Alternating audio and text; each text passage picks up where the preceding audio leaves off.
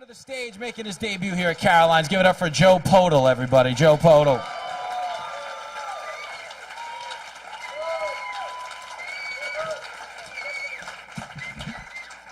Yes. Oh, people drinking already, I see. It's time for early bird happy hour at Carolines. That's what I'm talking about. I was thinking the other day, as you get older, a lot of things evolve. Drinking is one of those things that evolves. And my friend just sent me a birthday party invitation. In the middle of the invitation says, open bar, open late. When I was in my early 20s, something like this would have elicited a reaction like, woo, let's do this! Drink this place dry. Pushing 30, it's time to turn into, woo, I can do this at home.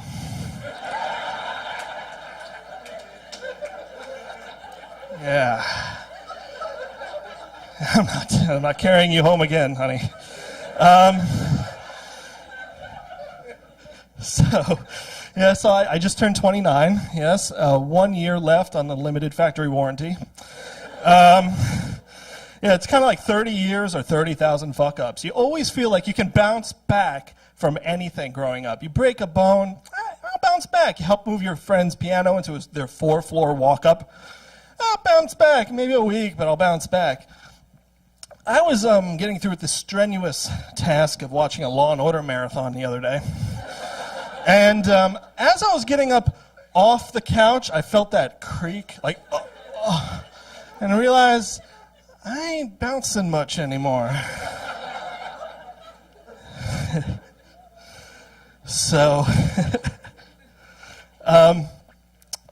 what else? What else to talk about? Sorry, it's cheat sheet. So, I turned 29, and the only thing I look forward to anymore for my birthdays are really the presents. That's the only thing, and I only really look forward to what my brother gets me, because my brother gets me stuff that's great. He gets me stuff he loves himself. This year, he got me a Foreman grill, so I think he's running out of ideas. But he got me a Foreman grill, and he's raving about it. I make everything on this grilled cheese steak. So a couple weeks later, he comes over, and he sees me unpacking it. He's like, what are you making? What are you making? I'm like, soup. And I made a killer gazpacho. Thank you. The cultured people are laughing, yes. I will commence with the dick and fart jokes for the rest of you. So, growing up, I had a little bit of a tough childhood. I grew up upstate. My parents moved upstate. They're a couple of hippies. And they wouldn't let me, they didn't like, guns or the army or anything like this. So they wouldn't let me collect G.I. Joes. And, guys tell me G.I. Joes are the greatest thing growing up. So they wouldn't let me have them. And, look at that. Applauding for G.I. Joes. You never would have thought that one. So, but my name's Joe. So it's a very personal thing. We'd go to the toy store, and I'd be begging my parents, it's G.I. me. And my mom would be handing, pulling a Cabbage Patch doll off the shelf. Do you want one of these? It comes from the earth. I'd be like, you want grandchildren, correct? Yeah.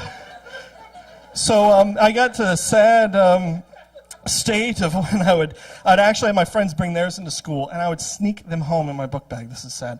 I'd sneak them home. I'd go up to my room and play with them under my covers. I couldn't even see what I was doing, but I was playing with G.I. Joes, and that's what matters when you're a kid. And it wasn't until puberty that sail tale ended. I figured out what I really should be doing under there. Yeah. Yes. So the other thing my parents wouldn't let me have growing up was heavy weaponry. Of course, their definition of heavy weaponry was water guns. So I was always the only kid.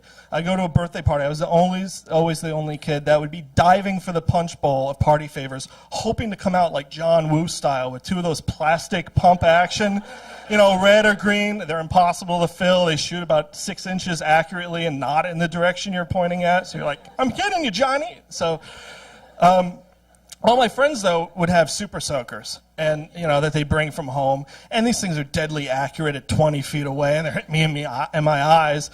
And it's amazing how fast it turns into like Lord of the Flies in Timmy's backyard. Or even like the albino kid with a lisp that I befriended and said, let's get the chubby Jewish kid.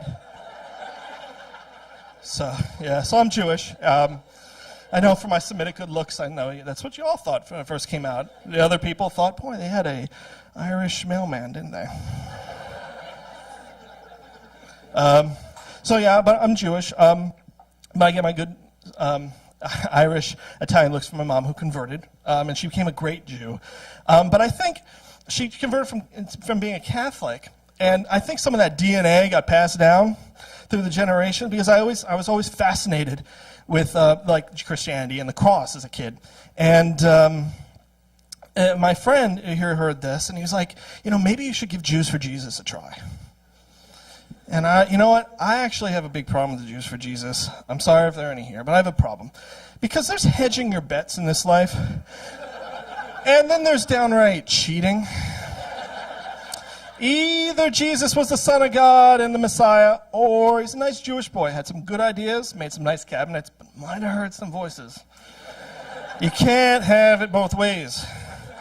But what I've always found is that they're a good source of entertainment, especially in this city, because I see a lot of them in the subway, and which is the highest concentration of schizophrenics in the city, so they fit right in. But if you walk around, you'll always see one. There's always 4 or 5 handing out pamphlets, really happy to let you meet their Lord and Savior. But there's always one standing in the corner, looking really unsure of himself. Not sure if he should be there, but really not sure if he should be home either. And he's always holding his pamphlets really close, and he might be pacing or turning slowly in a circle, kind of with this unsure look and going. If you get close, here's what you got to listen for. They all say it. I love Jesus, but I killed Jesus. I love Jesus, but I killed Jesus. I love Jesus. Anyway, that's it. Thank you very much.